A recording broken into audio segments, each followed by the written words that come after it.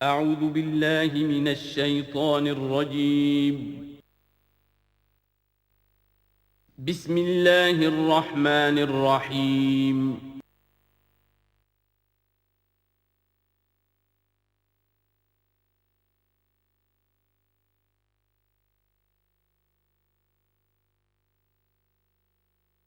الحمد للہ وکفیٰ والصلاة والسلام علی عبادہ الذین اصطفیٰ خصوصاً علی افضلہم وخاتم النبیین محمد الامین وعلی معین اما بعد فاعوذ باللہ من الشیطان الرجیم بسم اللہ الرحمن الرحیم رب اشرح لي صدري ويسر لي امري واحلل عقدة من لساني يفقهوا قولي اللهم ربنا انس وحشتنا في قبورنا وارحمنا بالقرآن العظيم اللهم اجعله لنا اماما ونورا وهدى ورحمة اللهم ذكرنا منه ما نسينا وعلمنا منه ما جهلنا وارزقنا تلاوته آناء الليل وآناء النهار واجعله لنا حجة يا رب العالمین آمین۔ کل دو نشستوں میں تعارف قرآن کے ضمن میں جن عنوانات پر گفتگو ہو چکی ہے ان میں سے ایک تشنا رہا قرآن حکیم کی ترتیب اور تقسیم، اس کی تدوین کے بارے میں گفتگو ہماری مکمل ہو چکی تھی کہ قرآن حکیم کی تدوین تین مراحل میں مکمل ہوئی۔ اولاً خود حضور صلی اللہ علیہ وسلم نے اللہ تعالیٰ ہی کے حکم سے قرآن مجید کو مرتب کر دیا اور اس مرتب شکل میں امت کو منتقل کیا، ترتیب معین ہو چکی تھی، لیکن وہ کتابی شکل میں ما بین الدفترین جمع نہیں ہوا۔ اس کے بعد دوسرا مرحلہ آیا حضرت ابوبکر صدیق رضی اللہ تعالی عنہ کے عہد خلافت کے دوران، جب بہت سے حفاظ شہید ہو گئے جنگ یمامہ میں، تو تشویش پیدا ہوئی کہ قرآن حکیم کو کتابی شکل کے اندر مرتب بھی کر لیا جائے، جمع کر لیا جائے۔ چنانچہ یہ کام حضرت ابوبکر صدیق کے عہد خلافت میں پورا ہو گیا، اور اس کے لیے مصحف کا نام حضرت عبداللہ ابن مسعود کی تجویز پر حضرت ابوبکر صدیق رضی اللہ تعالی عنہ نے طے کیا۔ لیکن اس کے چونکہ ابھی پڑھنے کے انداز میں لوگوں کو کافی آزادی دی گئی تھی کہ اپنے اپنے لہجے کے مطابق لوگ پڑھ سکتے ہیں، تو اس سے محسوس ہوا کہ اب اس کے لکھنے کے انداز میں بھی فرق آ رہا ہے، تو اس لیے ضرورت محسوس ہوئی کہ اس کا ایک اسکرپٹ، ایک رسم الخط جو متفق علیہ ہو، اجماعی ہو، وہ طے کر دیا جائے۔ چنانچہ یہ تیسرا مرحلہ حضرت عثمان رضی اللہ تعالی عنہ کے عہد خلافت میں طے پایا، اسی لیے اس کو مصحف عثمانی کہتے ہیں، اس لیے کہ وہ رسم الخط اب ہمیشہ ہمیشہ کے لیے طے ہے۔ اس کے آفیشل نسخے تیار کیے گئے، اور بڑے بڑے شہروں میں جو بھی اس وقت اس مسلمان ممالک تھے ایک ایک نسخہ بھیج دیا گیا، اور باقی نسخے جو ہیں وہ طرف کر دیے گئے۔ تو اس طریقے سے گویا کہ ربع صدی کے اندر اندر یہ تینوں مرحلے جو ہیں مکمل ہو گئے ہیں، اور جیسا کہ میں نے عرض کیا سب تسلیم کرتے ہیں کہ جو قرآن آج ہمارے پاس ہے وہ وہی ہے بعینہ جو محمد الرسول اللہ نے اپنی امت کو دیا تھا۔ البتہ جہاں تک قرآن کی ترتیب اور تقسیم کا تعلق ہے، بعض باتیں تو میں بیان کر چکا ہوں، ان کا صرف اجمالی اعادہ کروں گا۔ نمبر ایک یہ کہ قرآن کی جو بیسک یونٹ ہے، بنیادی اکائی، وہ آیت ہے۔ آیت کو ہم جملہ نہیں کہہ سکتے، آیت کو ورس نہیں کہہ سکتے، مصرع نہیں کہہ سکتے، اس کی اسی اصطلاح کو ہمیں ریٹین کرنا ہوگا۔ آیتیں چھوٹی بھی ہیں، بڑی بھی ہیں۔ آیتیں صرف حروف مقطعات پر بھی مشتمل ہیں، اور مرکبات ناقصہ پر بھی مشتمل ہے، پورے جملے کی ایک آیت بھی ہے، اور کئی کئی جملوں پر ایک آیت بھی مشتمل ہے۔ یہ تمام امور توقیفی ہیں، یعنی حضور صلی اللہ علیہ وسلم کے بتانے پر موقوف علیہ ہیں۔ ان میں کسی کے اجتہاد کو، کسی منطق، کسی گرامر، کسی نحو، کسی بیان کے کسی اصول کو کوئی دخل نہیں۔ جہاں تک آیتوں کی تعداد کا تعلق ہے وہ مختلف فی ہے، وہ اتفاقی نہیں ہے، اس لیے کہ 6,500 کے لگ بھگ آیات ہیں۔ فرق کیوں ہے؟ ایک بڑا فرق تو اس وجہ سے واقع ہو جاتا ہے کہ تمام سورتوں کے آغاز میں جو آیت بسم اللہ لکھی ہوئی ہے اس کے ضمن میں ایک اختلاف ہے کہ آیا ہر مرتبہ اس آیت کو کاؤنٹ کیا جائے یا نہ کیا جائے۔ صرف ایک سورت ہے سورہ توبہ جس کے شروع میں آیت بسم اللہ نہیں ہے، باقی 113 سورتوں کے آغاز میں بسم اللہ لکھی ہوئی ہے۔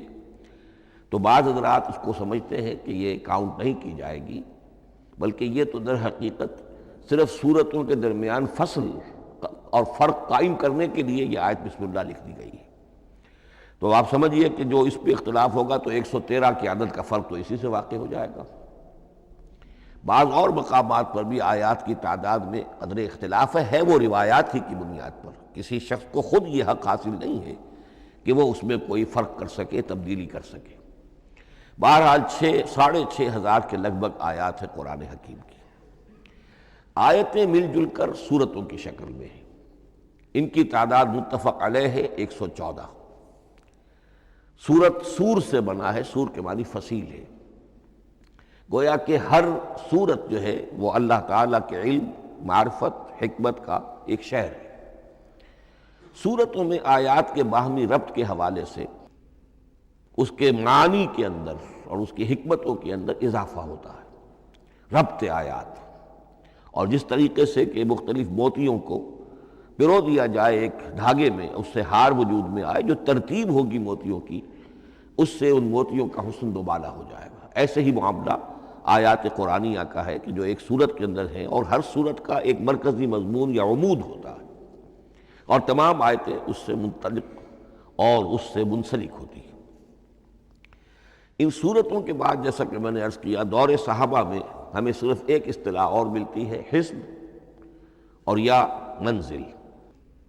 وہ اس سہولت کے لیے کہ اگر ایک ہفتے میں پورا قرآن ختم کرنا ہو، اس کی تلاوت مکمل کرنی ہو تو روزانہ ایک حزب پڑھ لیا جائے۔ یہ چونکہ دور صحابہ میں بھی مذکور ہے، لہذا اس میں ہم دیکھتے ہیں کہ حسن موجود ہے، یعنی یہ کہ نہ تو یہ قباحت ہے کہ سورتوں کو توڑا گیا ہو، بلکہ پوری صورتیں شامل ہیں۔ کوئی مصنوعی مساوات قائم کرنے کی کوشش نہیں ہے، کوئی حزب نسبتاً تھوڑا سا زیادہ بڑا ہے، کچھ تھوڑا سا چھوٹا ہے، لیکن تقریباً مساوی ہے۔ خام خواہ کی کوئی مصنوعی مساوات قائم کرنے کی کوشش نہیں ہے۔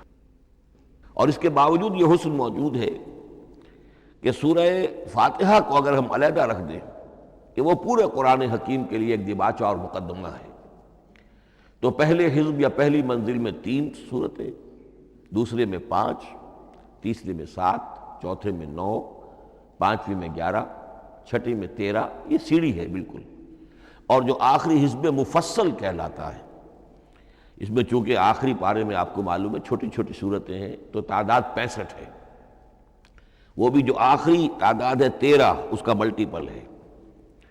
بہرحال یہ حزب یہ بھی دور صحابہ میں اس کا تذکرہ ہمیں ملتا ہے۔ البتہ جو مزید تقسیم کی چیزیں ہمارے ہاں معروف ہیں وہ بات کی چیزیں ہیں۔ رکوعوں میں طویل صورتوں کو تقسیم کیا گیا تاکہ ایک رکعت میں اگر طویل صورت میں سے کوئی آیات پڑھنی ہے تو اس طرح پڑھی جائیں کہ مضمون ٹوٹے نہ۔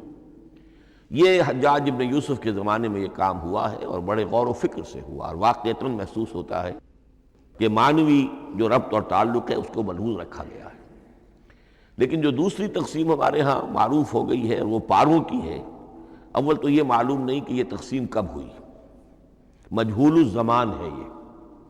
نمبر 2 یہ کہ اس میں یہ زیادتی بھی نظر آتی ہے کہ سورتوں کی فصیلیں توڑ دی گئی ہیں، گویا کہ ایک مصنوعی مساوات قائم کرنے کے لیے کہ 30 دن میں اگر قرآن مجید ختم کرنا ہو، ہر مہینے میں ایک ختم قرآن کوئی شخص کرنا چاہے تو روزانہ ایک پارہ پڑھ کر، لیکن یہ کہ اس میں وہ حسن موجود نہیں ہے، بلکہ یہ قباحت موجود ہے کہ سورتوں کاٹ دی گئی۔ اس کے بعد اب جو بات مجھے عرض کرنی تھی وہ یہ ہے کہ زیادہ عرصہ نہیں گزرا کہ قرآن حکیم کی ترتیب اور تقسیم کے ضمن میں ایک اور حقیقت سامنے آئی ہے، اور یہ حقیقت یہ ہے کہ قرآن حکیم کی سورتوں کے گروپس ہیں۔ اب یہ چونکہ ایک بالکل ماضی قریب کا معاملہ ہے، اس سے پہلے یہ ذکر موجود نہیں تھا۔ اول تو یہ بات بھی مان لیجئے کہ قرآن مجید میں ترتیب اور نظم، اس کے بارے میں ہمارے اسلاف نے نہ کوئی زیادہ محنت کی اور نہ انہوں نے سمجھا کہ اس میں کوئی خاص ربط ہونا ضروری ہے۔ لیکن یہ کہ عہد حاضر میں مولانا حمید الدین فراہی رحمۃ اللہ علیہ ہندوستان میں ایک ایسے عالم پیدا ہوئے کہ جنہوں نے نظم قرآن کو اپنا خاص موضوع بنایا کہ یہ جو آیات باہم جوڑی گئی ہیں تو آخر کوئی حکمت ہے، سورتوں میں جو ربط قائم کیا گیا ہے یقیناً حکمت پر مبنی ہے، ورنہ سب سے سیدھی ترتیب تو جیسا کہ میں نے کل عرض کیا تھا یہ ہوتی ترتیب نزولی سے قرآن کو مرتب کر دیا جاتا۔ لیکن یہ کہ سورتیں آپ کو معلوم ہے طویل سورتوں میں ایسا بھی ہے کہ وہ ایک وقت میں نازل نہیں ہوئی بلکہ متعدد اوقات میں، اور سورہ بقرہ جو ہے وہ تقریباً 2 سال میں اس کی جو تنزیل ہے وہ مکمل ہوئی۔ تو پھر کل آیتوں کو جوڑنا، کس کو کہاں رکھنا ہے، کس کو کہاں رکھنا ہے، تو یہ حضور صلی اللہ علیہ وسلم نے خود کیا ہے، اللہ تعالیٰ کے حکم سے کیا ہے، تو یہ چیزیں حکمت سے خالی تو نہیں ہو سکتی۔ تو انہوں نے اس کو خاص اپنا موضوع بنایا اور ان کے سامنے بعض حقائق آئے ہیں، وہ حقائق ہیں جو اب میں آپ کے سامنے بیان کر رہا ہوں۔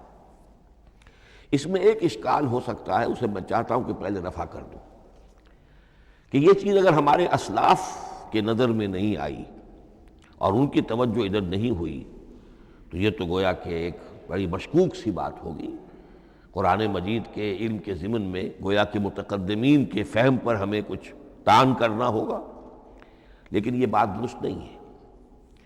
قرآن مجید ایک ایسی کتاب ہے جس کے بارے میں خود حضور نے جو فرمایا لا تنقضی عجائبہ، اس قرآن کے عجائب کبھی ختم نہیں ہوں، ولا یخلق عن کثرت الرد، بار بار کے پڑھنے سے اس پر کوئی پرانا پن، کوئی بوسیدگی طاری نہیں ہوگی، ولا یشبع منہ العلماء، اور کبھی اہل علم اس سے سیری محسوس نہیں کریں گے۔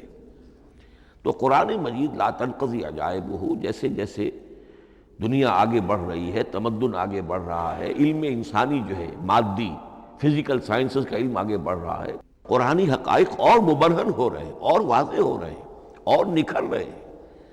بہت سی باتیں ہمارے اسلاف کے علم میں نہیں آ سکتی تھی، اس لیے کہ ابھی انسانی معلومات کا دائرہ بہت ہی محدود تھا۔ ذوالقرنین کون تھے؟ اب چونکہ تاریخ مفسرین کے علم میں نہیں تھی تو سکندر اعظم کو سمجھا گیا کہ ذوالقرنین ہے، حالانکہ سکندر کی شخصیت اور ذوالقرنین کی وہ شخصیت جو قرآن میں بیان ہوئی ہے دونوں میں کوئی مناسبت ہے ہی نہیں۔ اسی طریقے کا معاملہ یہ کہ نظم قرآن کا ایک پہلو کہ جو ابھی پوری طریقے سے آشکارا نہیں ہوا تھا، یہ دور وہ ہے کہ جس میں اللہ کی فضل و کرم سے وہ بات بھی اب کھل کر سامنے آئی ہے، اور اس سے در حقیقت توثیق ہو رہی ہے حضور کے اس فرمان کی کہ لا تنقضی عجائبہ، اس کے عجائب کبھی ختم نہیں ہوگی۔ انسان محنت کرے گا، کوشش کرے گا، یہ ہیروں کی ایک ایسی کان ہے جس میں سے اور ہیرے نکلتے چلے جائیں گے۔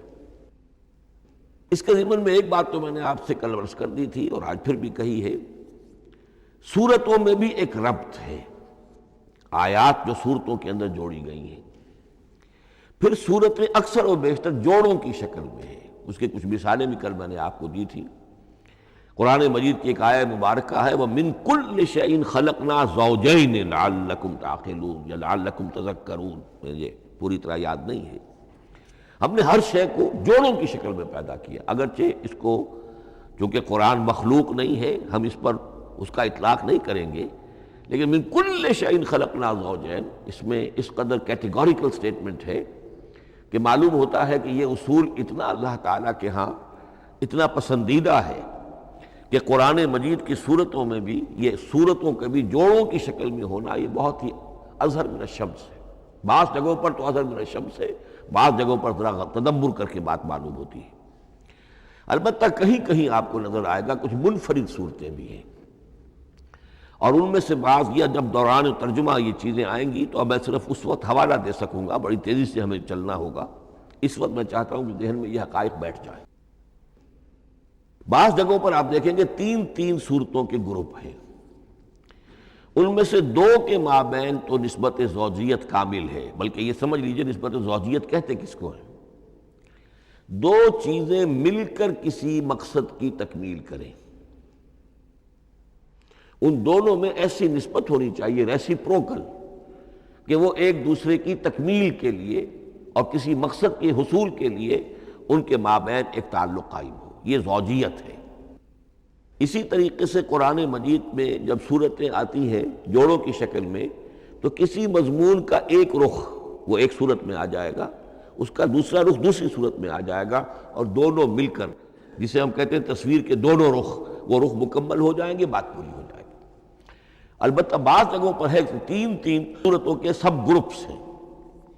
میں اس معاملے میں گروپ کا لفظ ریٹین کر رہا ہوں اس لیے کہ قدیم تو یہ تصور تھا نہیں، جدید اصطلاح ہے، تو اس میں چونکہ اب بہت سے الفاظ انگریزی زبان کے اب اردو میں آ گئے ہیں کہ اس کی جگہ کوئی اور بہت ہی کوئی کوشش کر کے لفظ آیا جائے تو وہ شاید زیادہ عام فہم نہیں ہوگا، یا عام فہم ہے۔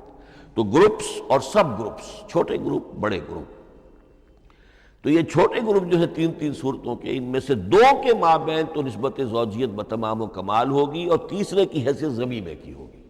اس کی مثالیں بعد میں آئیں گی۔ البتہ یہ جو ضمیمے ہوتے ہیں خود ان کے، یا جو دوسری منفرد صورتیں ہیں، خود ان میں آپ کو فصل کے ساتھ نسبت زوجیت مل جائے گی۔ اس سے آگے چلیے، اب اصل ہے وہ شے جس کو میں آج چاہتا ہوں بیان کرنا۔ قرآن حکیم کی صورتوں کی ایک گروپنگ اس اعتبار سے سامنے آئی، کچھ صورتیں مکی پھر مدنی، پھر مکی پھر مدنی، پھر مکی پھر مدنی، پھر مکی پھر مدنی۔ ایسا کیوں ہے؟ بڑی قابل غور بات ہے، اس میں کوئی حکمت ہے؟ اور عجیب بات یہ سامنے آئی، اس اعتبار سے بھی قرآن کے 7 گروپ بنتے ہیں، ہر گروپ میں ایک یا ایک سے زائد مکی صورت اور پھر ایک یا ایک سے زائد مدنی صورتیں، ایک گروپ پورا ہو گیا۔ دوسرے گروپ میں پھر ایک یا ایک سے زائد مکی صورت، پھر ایک یا ایک سے زائد مدنی صورتیں، وہ پھر گروپ مکمل ہو گیا۔ یہ گروپ بھی قرآن حکیم میں 7 ہے۔ یہ گروپ جو ہے قرات کے لیے نہیں ہے، یہ گروپ جو ہے معنوی تقسیم ہے، غور و فکر کے اعتبار سے، کہ ہر گروپ کا ایک عمود ہے، ایک مرکزی مضمون ہے، اور جس طریقے سے صورتیں دو مل کر ایک مضمون کی تکمیل کرتی ہیں، اسی طرح ہر گروپ کی مکی اور مدنی صورتیں مل کر ایک بڑے مضمون کی تکمیل کرتی ہیں۔ اس طریقے سے گویا کہ یہ قرآن مجید میں 7 گروپ ہیں بڑے بڑے، جو کہ جس میں کہ صورتیں جو ہیں وہ جمع کی گئی ہیں۔ مثلا میں اب آپ کو اشارتاً بتا دوں، پہلے گروپ میں سورہ مکی جو ہے وہ صرف ایک ہے، سورہ فاتحہ، تعداد میں تو ایک ہے، وہ اپنے حجم کے اعتبار سے چھوٹی بھی ہے لیکن بہت بھاری صورت ہے۔ وَلَقَدْ آتَيْنَاكَ سَبْعًا مِنَ الْمَثَانِي وَالْقُرْآنَ الْعَظِيمِ، محض اس صورت کو بھی قرآن عظیم کہا گیا ہے۔ لیکن ایک صورت مکی سورہ فاتحہ، پھر 4 طویل ترین صورتیں مدنی، بقرہ، آل عمران، نساء، مائدہ۔ دوسرے گروپ میں 2 صورتیں مکی، 2 مدنی، الانعام، الاعراف مکیات، الانفال، التوبہ مدنیات۔ تیسرا گروپ چلتا ہے، 14 صورتیں مسلسل چلی جا رہی ہیں مکی، سورہ یونس سے، سورہ یونس، سورہ ہود، سورہ یوسف، سورہ رعد، سورہ ابراہیم، چلتے جائیے، سورہ حجر، سورہ نحل، سورہ بنی اسرائیل، سورہ کہف، سورہ مریم، سورہ طٰہٰ، سورہ انبیاء، سورہ حج اور سورہ مومنون، 14 صورتیں۔ اب آئی ایک مدنی صورت، سورہ نور۔ یہ تیسرا گروپ مکمل ہو گیا۔ چوتھے گروپ میں بھی یہی بات آپ کو نظر آئے گی۔ الفرقان سے سورہ سجدہ تک 8 صورتیں مکی ہیں، اور پھر ایک صورت آتی ہے سورۃ الاحزاب، وہ مدنی ہے۔ اب یہ جو ایک ایک صورتیں آئی ہیں، سورہ نور اور سورہ احزاب، ہر شخص کو اندازہ ہو جائے گا یہ آپس میں جوڑے کی شکل رکھتی ہیں، ان کے مضامین بہت ایک دوسرے سے مشابہ ہیں، بہت مشابہ ہیں، لیکن یہ کہ وہ اس طریقے کا جوڑا نہیں ہے کہ اسی گروپ میں ان کا جوڑا موجود ہو، اس کا جوڑا جو ہے وہ دوسرے گروپ میں ہے۔ پھر آئیے 5واں گروپ ہے، سورہ سبا سے احقاف تک، یہ 13 صورتیں مکی ہیں اور پھر سورہ محمد صلی اللہ علیہ وسلم سے سورۃ الحجرات تک 3 صورتیں مدنی ہیں، یہ کل 16 صورتیں ہیں۔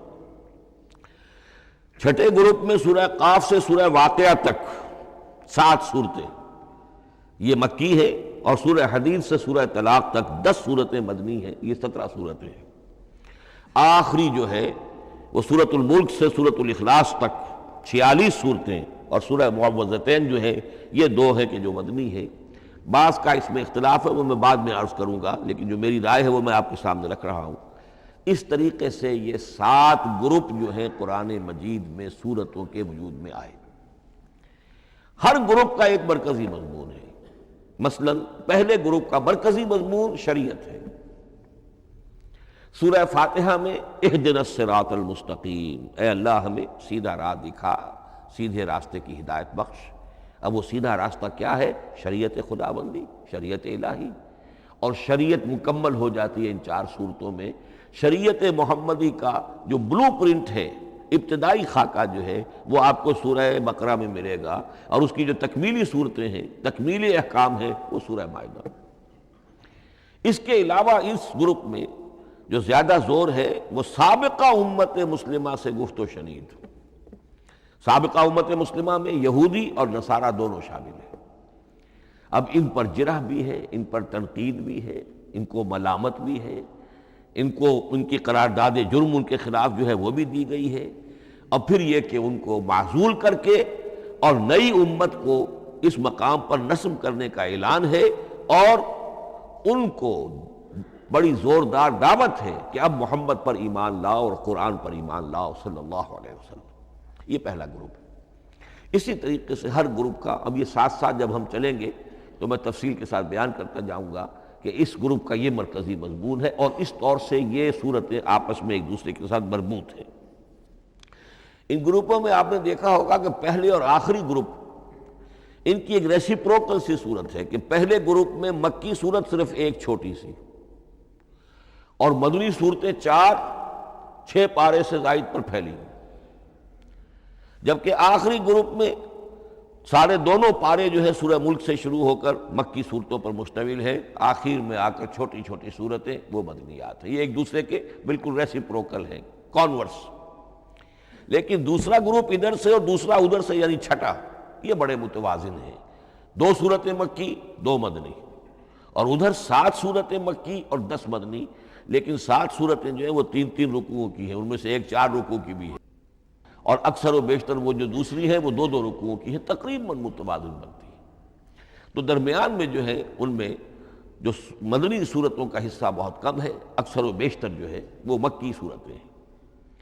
ان مکی صورتوں کے اندر بھی جو 6 گروپ تقریباً بنتے ہیں، اس لیے کہ پہلی گروپ کے اندر تو مکی صورت صرف سورہ فاتحہ ہے، تو ان میں سے پہلے 2 گروپوں میں رسالت کا مضمون مرکزی مضمون ہے، درمیانی 2 گروپوں میں توحید کا مضمون مرکزی مضمون ہے، آخری 2 گروپوں میں انذار آخرت کا مضمون مرکزی مضمون ہے۔ آخری صورتیں آپ کو معلوم ہے سورہ قاف سے شروع ہو کر، تو پھر یہ انذار آخرت جو ہے ان سب کا مرکزی مضمون ہے۔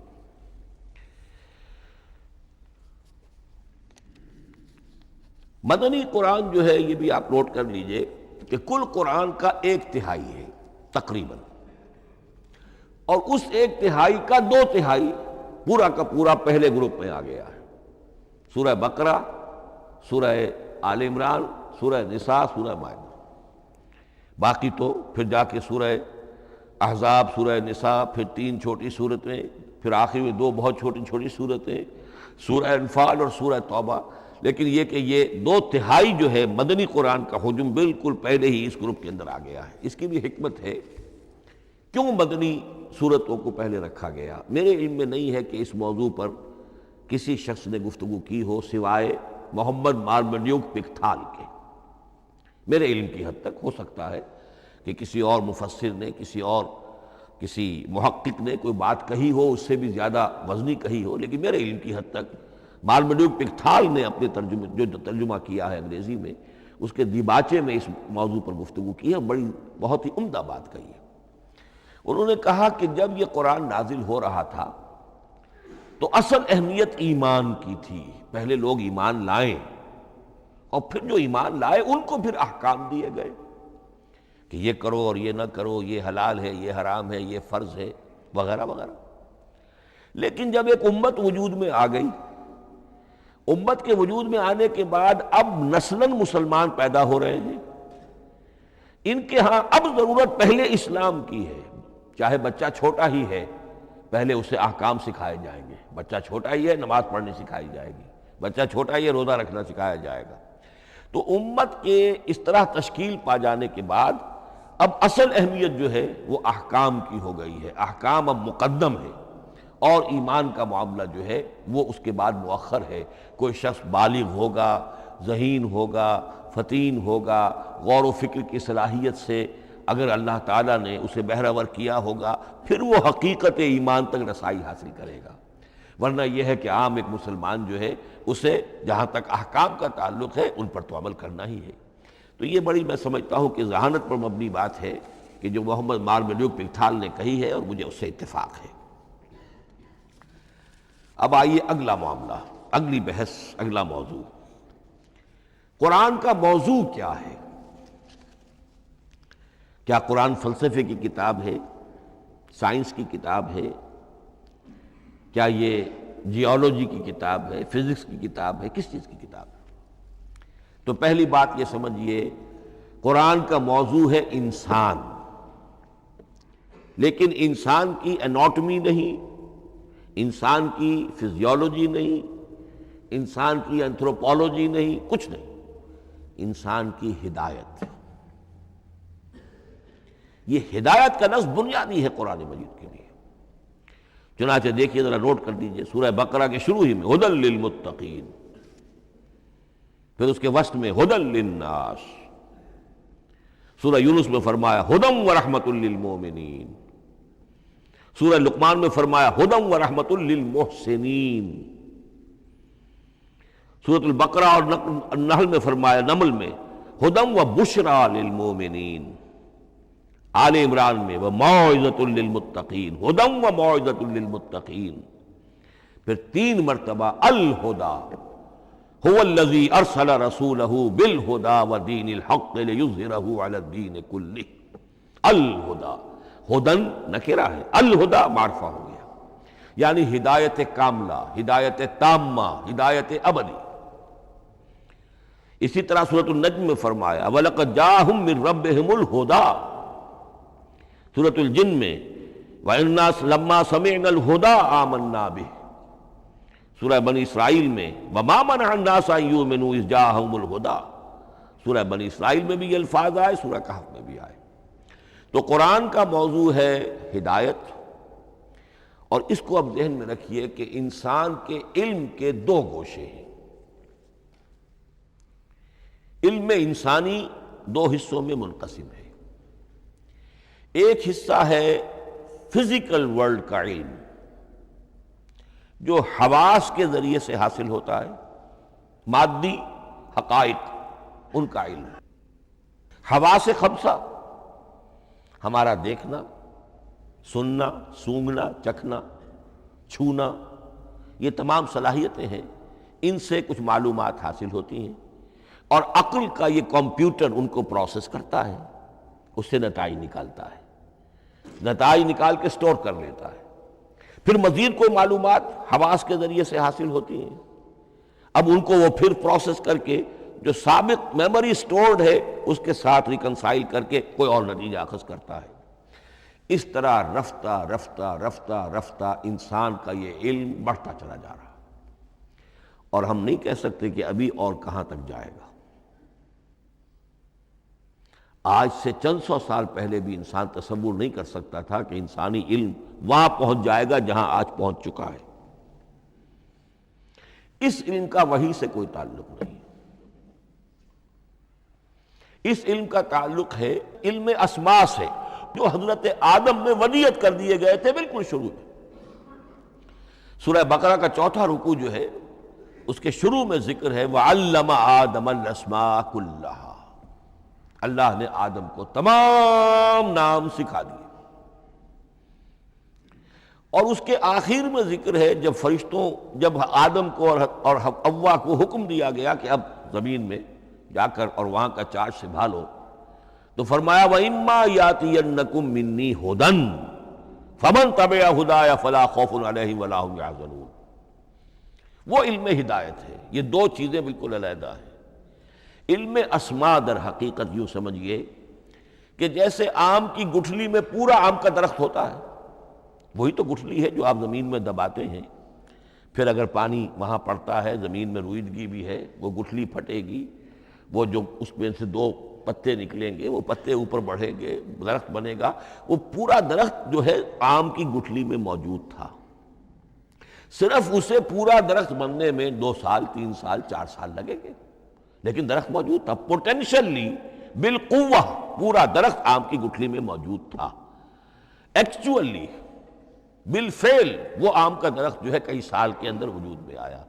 بعین ہی یہ معاملہ ہے، کل مادی حقائق کا کل علم حضرت آدم علیہ السلام کے وجود میں ودیعت کر دیا گیا پوٹینشلی۔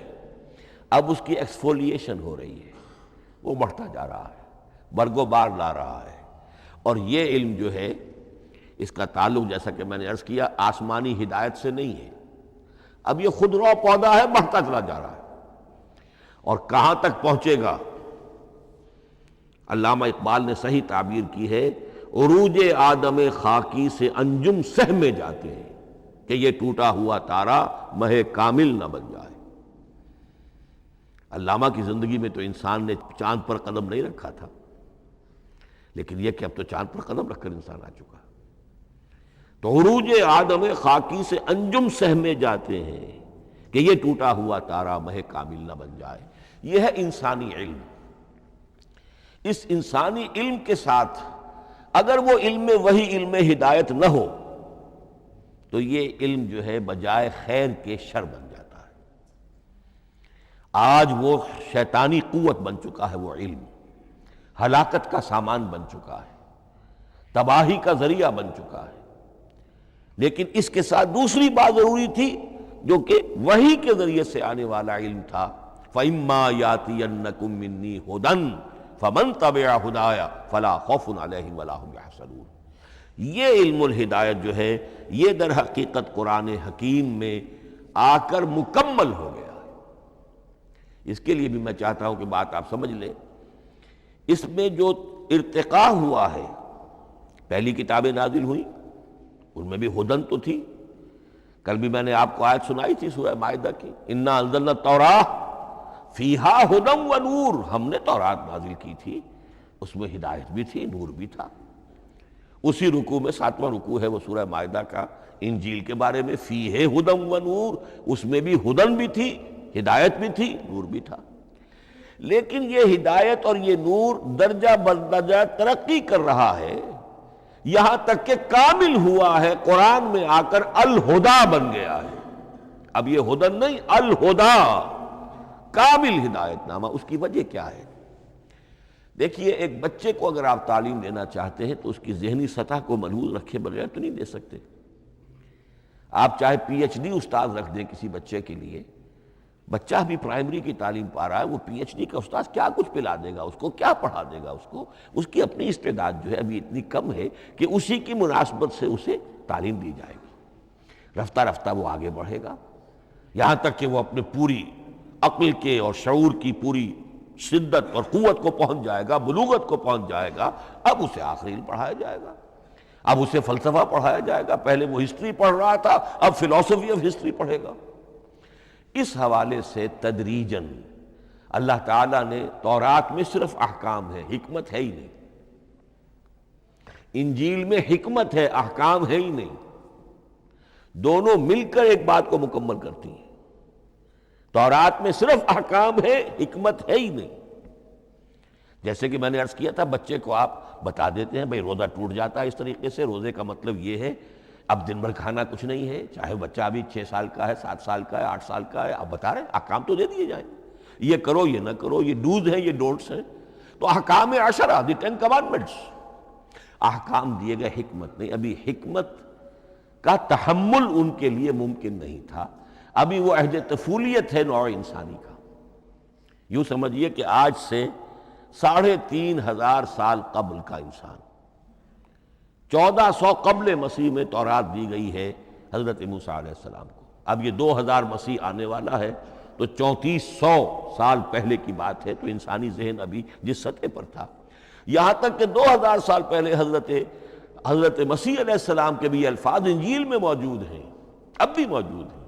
اپنے حوارین سے آپ نے فرمایا تھا ابھی مجھے تم سے اور بھی بہت سی باتیں کہنی تھیں مگر ابھی تم ان کا تحمل نہیں کر سکو گے. جب وہ فارقلیت آئے گا تو تمہیں سب کچھ بتائے گا. یہ پیشین گوئی تھی محمد الرسول اللہ صلی اللہ علیہ وسلم. ابھی تم تحمل نہیں کر سکتے، ابھی 600 برس اور چاہیے تمہاری ذہنی بلوغت کے لیے. تو الہدیٰ مکمل ہوا ہے قرآن حکیم میں آ کر. البتہ ایک نقطہ اس میں نوٹ کیجئے، قرآن مجید اگرچہ کتاب ہدایت ہے، سائنس کی کتاب نہیں ہے، لیکن اس میں سائنٹیفک فینومینا کی طرف اشارے موجود ہیں. چونکہ قرآن مجید ان تمام جو بھی یہ کائناتی حقائق ہیں ان سب کو آیات الہیہ قرار دیتا ہے. ان فی خلق السماوات والارض واختلاف اللیل والنہار والفلک التی تجری فی البحر بما ينفع الناس وما انزل اللہ من السماء من ماء فاحیا به الارض بعد موتها وبث فیہا من کل دابۃ وتصریف الریاح والسحاب المسخر بین السماء والارض لآیات لقوم یعقلون. یہ سب نشانیاں ہیں اللہ کی قدرت، اللہ کی عظمت، اللہ کے علم کامل، اللہ کی حکمت بالغہ، سب نشانیاں. تو یہ جو فزیکل فینومینا ہیں ان کی طرف قرآن ریفر کرتا ہے. بعض حقائق وہ ہے کہ جن کا تعلق اسٹرانومی سے ہے. کل فی فلک یسبحون، یہ تمام اجرام سماویہ جو ہیں یہ اپنے اپنے مدار میں تیر رہے ہیں. معلوم ہوا ہر شے حرکت میں ہے. انسان پر تو ایک دور ایسا گزرا ہے وہ یہ سمجھتا تھا زمین ساکن ہے اور سورج حرکت کر رہا ہے. پھر ایک دور آیا کہا نہیں سورج ساکن ہے، زمین حرکت کرتی ہے، اس کے گرد چکر لگاتی ہے. اور آج ہمیں معلوم ہوا ہر شے حرکت میں ہے، ہر شے. سورج کا بھی اپنا ایک مدار ہے، اس میں وہ حرکت کر رہا ہے اپنے پورے کنبے کو لے کر. یہ پورا سولر سسٹم اس کا کنبہ ہے، اس پورے کنبے کو لے کر وہ بھی ایک مدار میں حرکت کر رہا ہے. تو معلوم ہوا کل فی فلک یسبحون. اب یہ کل کا لفظ جس طرح منقع ہو کر، جس طرح مبرہن ہو کر، جس شان کے ساتھ آج وہ حویدہ ہوا ہے، واضح ہوا ہے، آج سے پہلے انسان کو معلوم نہیں تھا. تو یہ جو فزیکل فینومینا ہے جن کی طرف قرآن مجید ریفر کرتا ہے، یہ اگرچہ قرآن کا اصل موضوع نہیں ہے، لیکن ایک بات جان لیجئے کہ قرآن مجید میں ان فزیکل فینومینا کے بارے میں جو بات کہی گئی ہے وہ غلط نہیں ہو سکتی. اور یہ وہ حقیقت ہے کہ جو اس دور میں آ کر اتنی واضح ہوئی ہے. آپ نے نام سنا ہوگا ڈاکٹر مورس بکائی کا. یہ فرانسیسی سرجن تھے، انہوں نے مطالعہ کیا، کمپیریٹو اسٹڈی کی قرآن بائبل دونوں کی. بائبل سے مراد اولڈ ٹیسٹمنٹ، نیو ٹیسٹمنٹ دونوں. اور وہ اس نتیجے پر پہنچا کہ پورے قرآن میں کوئی ایک لفظ ایسا نہیں ہے جسے ہماری ساری سائنسی انکشافات میں سے کسی نے غلط ثابت کیا، جبکہ تورات میں بے شمار چیزیں ایسی ہیں کہ سائنس انہیں غلط ثابت کر چکی ہے. The science, the Quran and the Bible. اب یہ بات بڑی اہم ہے. اس کو بڑی خوبصورت انداز میں ڈاکٹر رفیع الدین مرحوم نے کہا ہے کہ یہ کائنات اللہ کا فعل ہے، عمل ہے، اس کی تخلیق ہے، اس کی تدبیر ہے، اور قرآن اللہ کا قول ہے. قول و عمل میں تضاد ممکن نہیں. عام انسان کے قول و عمل میں تضاد ممکن نہیں، اللہ کے قول و فعل میں اور قول و عمل میں تضاد ہو سکتا ہے. ہاں یہ ہو سکتا ہے کہ ایک دور میں انسانوں نے بات سمجھی نہ ہو، ان کا ذہن وہاں تک پہنچا نہ ہو، ان کی معلومات کا دائرہ ابھی اس حد تک ہو کہ ان حقائق تک نہ پہنچا ہو. لیکن جیسے جیسے وقت آئے گا مزید حقائق منکشف ہوں گے اور یہ بات اور زیادہ سے زیادہ واضح سے واضح تر ہوتی چلی جائے گی کہ جو کچھ قرآن میں لکھا ہے وہی برحق ہے. ہاں آج سے پہلے انسانی ذہن اس حد تک رسائی حاصل کرنے کا اہل نہیں تھا. اور یہ ہے در حقیقت آیت قرآن حکیم کی. یہ سورہ حامیم السجدہ کی لاسٹ بٹ ون آیت ہے. سنریہم آیاتنا فی الآفاق وفی انفسہم حتی یتبین لہم انہ الحق، ہم انہیں دکھاتے چلے جائیں گے اپنی نشانیاں آفاق میں بھی انفس میں بھی. سنریہم آیاتنا فی الآفاق وفی انفسہم حتی یتبین لہم، یہاں تک کہ یہ بات پوری طرح نکھر کر مبرہن ہو کر ان کے سامنے واضح ہو جائے گی انہ الحق، کہ قرآن حق ہے. اور اسی کی حقیقت جو ہے، جیسا کہ میں نے عرض کیا، ایک تو مورس بکائی کو ذہن میں رکھیے، اور ایک اور شخص کینیڈا میں ایک بہت بڑا ڈاکٹر ہے کہ جو ایمبریولوجسٹ ہے، اور اس کی جو ٹیکسٹ بکس ہے جو ایمبریولوجی پر، علم جنین یعنی رحم مادر میں جو بچے کی پرورش ہوتی ہے، کیسی ہوتی ہے، کن کن سٹیجز سے گزر کر ہوتی ہے، یہ علم جنین یا ایمبریولوجی، تو سٹینڈرڈ ٹیکسٹ بک ہے دنیا میں اس کی، ڈاکٹر کیتھل مور کی.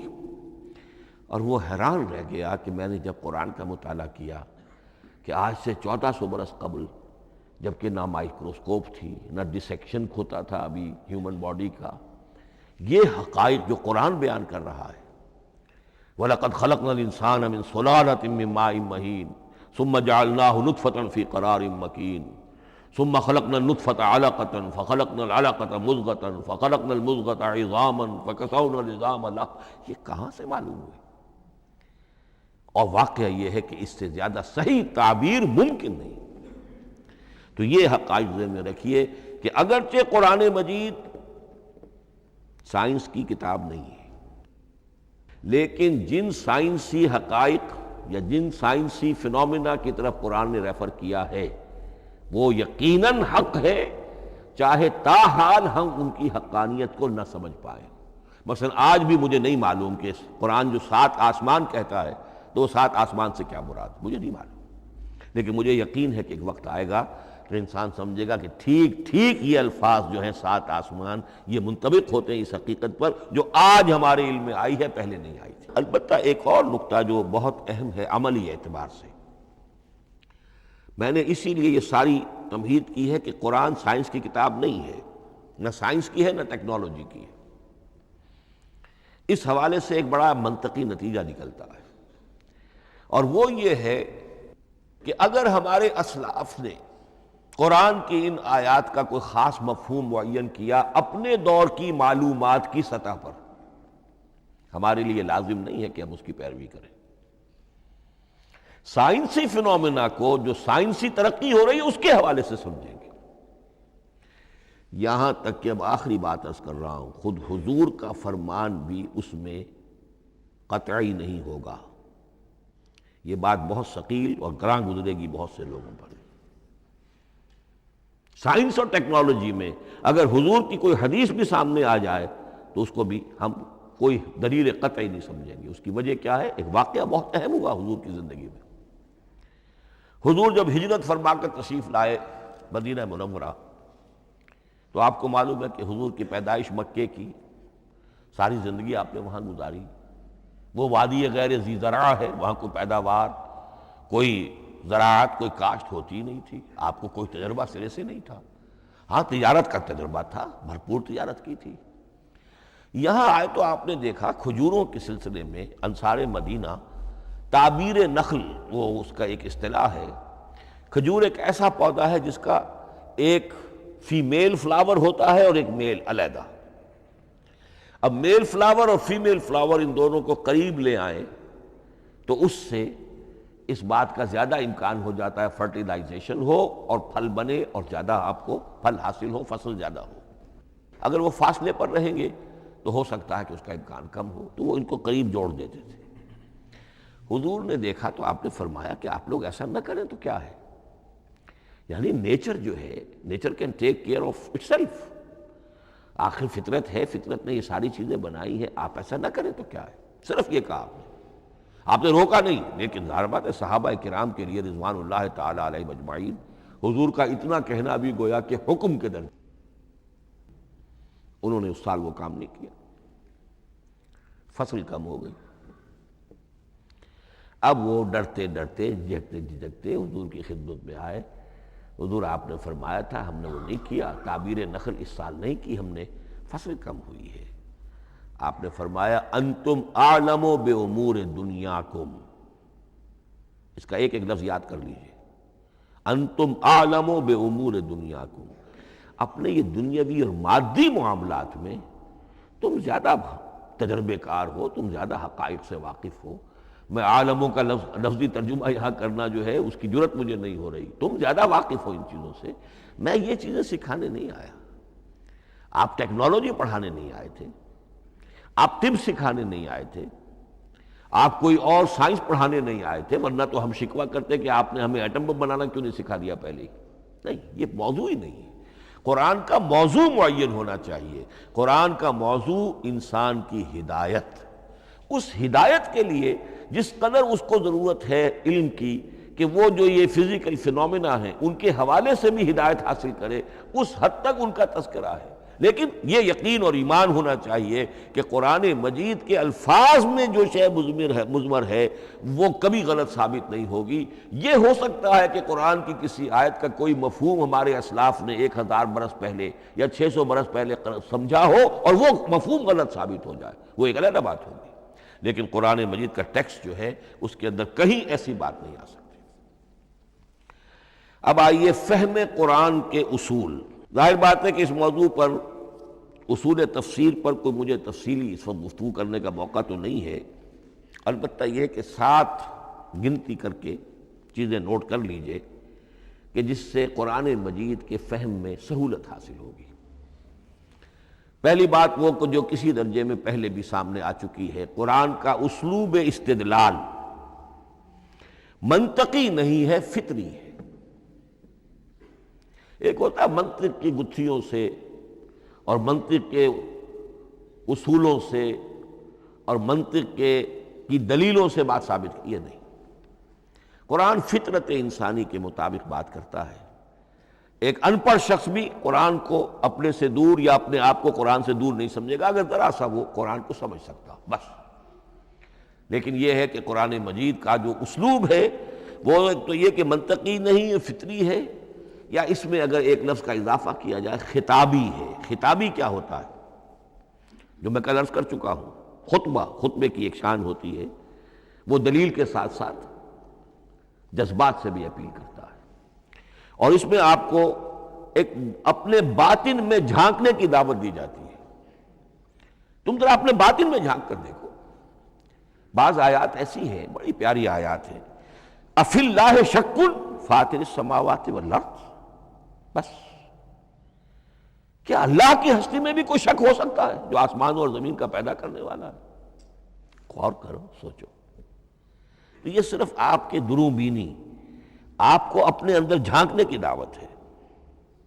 اسی طرح اَإِنَّكُمْ لَتَشْهَدُونَ أَنَّ مَعَ اللَّهِ آلِهَةً أُخْرَىٰ، کیا واقعتاً تم اس کی گواہی دیتے ہو کہ اللہ کے ساتھ کوئی اور بھی الہ ہے؟ یہ گویا کہ کسی کے آنکھوں میں آنکھیں ڈال کر پیئرسنگ آئیز کے ساتھ کسی سے سوال کرنا، کیا واقعی؟ اور اس میں حقیقت کون سی ہے پس منظر میں؟ یہ بنائے ہوئے ڈھکوسلے ہیں، ان پر خود تمہارا دل مطمئن نہیں ہے۔ تم کہتے تو ہو یہ ہمارا عقیدہ ہے اور یہ ہماری بات ہے اور یہ ہمارا موروثی عقیدہ ہے، ھذا ما وجدنا علیہ آباءنا، ہم نے آباء، لیکن واقعتاً غور تو کرو، کیا واقعی تم گواہی دیتے ہو کہ اللہ کے سوا کوئی اور الہہ بھی موجود ہے؟ اس کو آپ کہیں گے خطابی انداز۔ نمبر 2، قرآن حکیم میں 2 طرح کی آیات ہیں، محکمات اور متشابہات۔ یہ سورہ آل عمران کے شروع میں یہ بہت اہم مضمون جو ہے وہ آ گیا ہے۔ هو الذی انزل علیک الکتاب منہ آیات محکمات ہن ام الکتاب واخر متشابہات، آل عمران آیت نمبر 7۔ اب یہ جو متشابہات ہیں یہ کون سی ہیں اور محکمات ہیں وہ کون سی ہیں، اس کو ذہن میں رکھیے۔ نمبر 1، محکم قطعی، تمام جتنی بھی آیات احکام ہیں وہ محکم ہیں، یہ کرو یہ نہ کرو، یہ جائز یہ حرام، آیات احکام محکم، اسی ایک مادے سے لفظ بنا ہے، یہ محکم بھی اور احکام حکم۔ البتہ عالم غیب کی ساری خبریں متشابہات میں سے، عالم غیب ہو، عالم ارواح ہو، عالم برزخ ہو، عالم آخرت ہو، ان کے تمام حقائق یہ متشابہات میں سے، ان کو ہم حقیقتاً سمجھ نہیں سکتے، ہمارا تجربہ ہی نہیں، ہمارا کوئی مشاہدہ ہی نہیں۔ جیسا کہ ایک حدیث میں آیا ہے، جنت کی جو بھی نعمتیں ہیں، ایک تو وہ نعمتیں جن کا ذکر قرآن میں ہے اور ان الفاظ میں ہے جن سے ہم واقف ہیں۔ اب ان میں تو یہ ہے کہ حور و قصور اور پھل اور یہ اور دودھ اور شہد اور وغیرہ وغیرہ وغیرہ، وہ چیزیں ہم جانتے ہیں، تو وہ بھی حق ہیں، ایسے ہی ہوں گی، اتوب ہی متشابہہ، لیکن یہ صرف نزل ہے، یہ تو ابتدائی مہمان نوازی ہے۔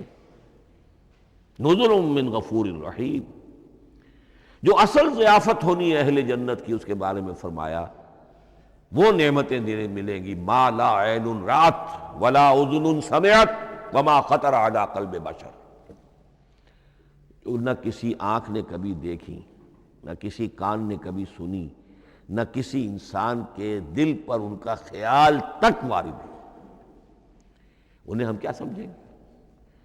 تو عالم برزخ، عالم آخرہ، عالم غیب، عالم ارواح، ان کی تمام چیزوں کو ہم آیات متشابہات میں سے سمجھیں گے۔ البتہ یہ جو سائنٹیفک فینومینا والی باتیں ہیں مادی علوم کی، ان میں یہ ہے کہ متشابہ اور محکم ہونے کا معاملہ بدلتا چلا جا رہا ہے۔ جب تک وہ ہمارا سائنسی علم وہاں تک نہیں پہنچا تھا، وہ آیت ابھی متشابہ تھی، سمجھ میں نہیں آ رہی تھی، لیکن اب جب کہ وہ بات وہاں پہنچ گئی اور کھل گئی بات، اب معلوم ہوا کل فی فلک یسبحون، اب یہ آیت محکمات میں آ گئی، اب یہ وہ بات نہیں رہی کہ جس کا صحیح مفہوم سمجھنا ہمارے لیے مشکل ہو۔ تیسری بات، تفسیر اور تعویل میں کیا فرق ہے؟ تفسیر کا عام طور پر لفظ استعمال ہوتا ہے لفظی طور پر، الفاظ کی بحث، نحوی بحث، قواعد گرامر جو ہے ان کے حوالے سے جو بحث کی جائے گی وہ تفسیر ہے، اور اس کی اصل حقیقت اور مدلول کو سمجھنے کی جو کوشش کی جائے گی وہ تعویل ہے۔ تو یہ دو الفاظ جو ہیں یہ مختلف ہوں گے، تفسیر اور تعویل۔ نمبر 4، تعویل عام اور تعویل خاص، یہ بہت اہم موضوع ہے۔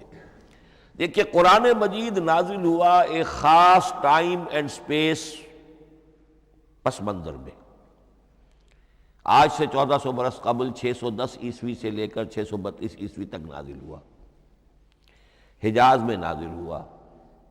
اس کی ایک اولین مخاطب قوم تھی، وہ ان پڑھ قوم تھی، پڑھے لکھے شاذ الشاذ کالمعدوم کے درجے میں تھے، وہاں فلسفے کا سوال نہیں، کوئی منطق کی بات نہیں، کچھ بھی نہیں، اور اولین مخاطب وہی ہیں، اور جو بھی حالات ہیں اس وقت کے ان کے حوالے سے بات کی جا رہی ہے۔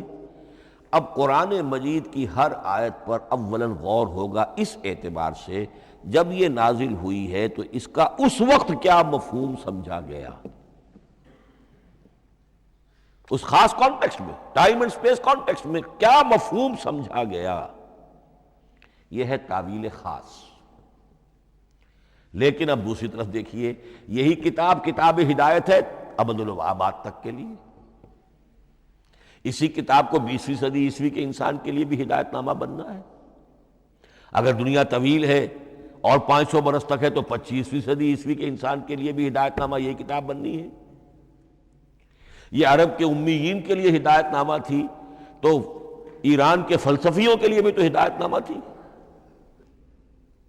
لہذا ان الفاظ کے اندر یہ قرآن کے اعجاز کا وہ پہلو ہے جو بہت نمایاں ہے، کہ ان الفاظ کے اندر کہ جو ایک خاص کانٹیکسٹ میں نازل ہوئے اور اس وقت ان کا ایک معین مفہوم سمجھا گیا، انہی میں وہ عموم بھی موجود ہے کہ اسی سے ہمیشہ کے لیے ہدایت اخذ کی جا سکتی ہے۔ اس کو ہم کہیں گے تعویل عام، اس کانٹیکسٹ سے ذرا نکال کر اب اس آیت کے الفاظ، اس کا در و بست، اس کا ما سبق، اس کے بعد ما بعد، سیاق و سباق، اس کے حوالے سے بیٹھ کر بات کی جائے۔ تعویل خاص میں شان نزول پیش نظر رہے گا، تعویل عام میں اس آیت کے الفاظ، ان کا در و بست اور آیت کا سیاق و سباق یہ زیادہ زیر بحث رہے گا۔ تو معلوم ہوا کہ یہ دونوں چیزیں اپنی اپنی جگہ اہم ہیں۔ نہ تو انسان صرف تعویل خاص تک اپنے آپ کو محدود کر لے، اگر وہ کرے گا تو گویا کہ وہ صرف اس دور کا قرآن پڑھ رہا ہے، آج کا قرآن وہ نہیں پڑھ رہا۔ قرآن کے اندر تو واقعتاً یہ شان ہے کہ میں جس کے لیے الفاظ یہ استعمال کیا کرتا ہوں کہ ہر دور کے افق پر ایک خورشید تازہ کے مانند طلوع ہوگی یہ کتاب۔ معلوم ہوگا آج کا قرآن ہے، یہ ہمیں آج ملا ہے قرآن، اور گویا کہ آج جو ہمیں مسائل درپیش ہیں ان کا حل ہے جو یہ قرآن پیش کر رہا ہے۔ یہ اس کا اعجاز ہے، یہ اس کا کمال ہے۔ اس اعتبار سے نوٹ کیجئے تعویل خاص اور تعویل عام، یہ الفاظ چونکہ بار بار دورہ ترجمہ آئیں گے تو اس لیے میں نے ان اصطلاحات سے چاہا کہ آپ واقف ہو جائیں۔ ایک اور اس میں بات سمجھنے کی ہے تذکر اور تدبر۔ قرآن سے بنیادی ہدایت حاصل کر لینا، اس کے لیے قرآن انتہائی آسان ہے۔ وَلَقَدْ يَسَّرْنَا الْقُرْآنَ لِلذِّكْرِ فَهَلْ مِن مُدَّكِرٍ۔ ذرا سی انسان کو عربی آتی ہو کہ براہ راست قرآن کا مفہوم آپ کے ذہن اور قلب پر نازل ہوتا چلا جائے، بس قرآن کا اصل جو پیغام ہے، جو اس کی اصل ہدایت ہے، اس کی تمثیل یوں سمجھیے کہ سمندر میں اگر کوئی آئل ٹینکر جو ہے ٹوٹ جائے تو میلوں جو آئل ہوتا ہے وہ سطح سمندر کے اوپر پھیل جاتا ہے، سطح پر رہے گا، نیچے تو جائے گا نہیں۔ تو یوں سمجھیے کہ قرآن مجید کا جو لب لباب ہے، لب لباب وہ اس کی سطح پر موجود ہے، لیکن اس کے یہ مطلب نہیں ہے کہ صرف سطح ہی سطح ہے، اس کی گہرائی فیتم لس، اس کی گہرائی وہ ہے کہ جس کی کوئی حد نہیں۔ اب اس کے لیے تعمق، گہرائی میں غوطہ زنی کرنا، قرآن میں ہو غوطہ زن اے مرد مسلمان، اس کے اعتبار سے یہ دنیا کی مشکل ترین کتاب، اچھی طرح سمجھ لیجیے، اس کی تہہ تک پہنچنا ممکن ہی نہیں۔ غلطی سے ہم کبھی کبھی کسی شخص کی مدح کرتے ہوئے کہہ دیتے ہیں فلاں شخص کو قرآن پر بڑا عبور حاصل ہے۔ ایک عالم دین نے یہ الفاظ میرے بارے میں کہہ دیے تھے، میں نے فوراً ٹوک دیا۔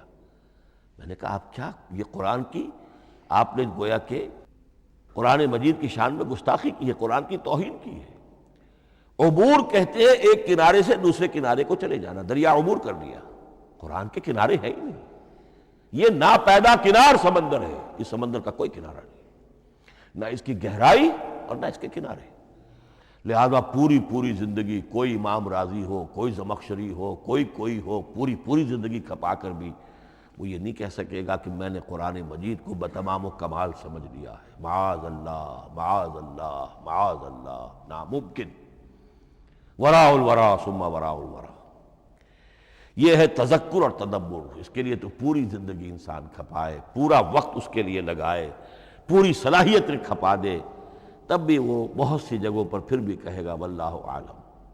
امام رازی کو بھی نہ معلوم کتنے مقامات پر جا کر یہ کہنا پڑا ہے کہ اللہ بہتر جانتا ہے۔ اعلم ان ھذا المقام مقام غامض عمیق محیب، یہ مقام تو بہت محیب ہے، پرہیبت ہے، بہت گہرا ہے، بہت غامض ہے۔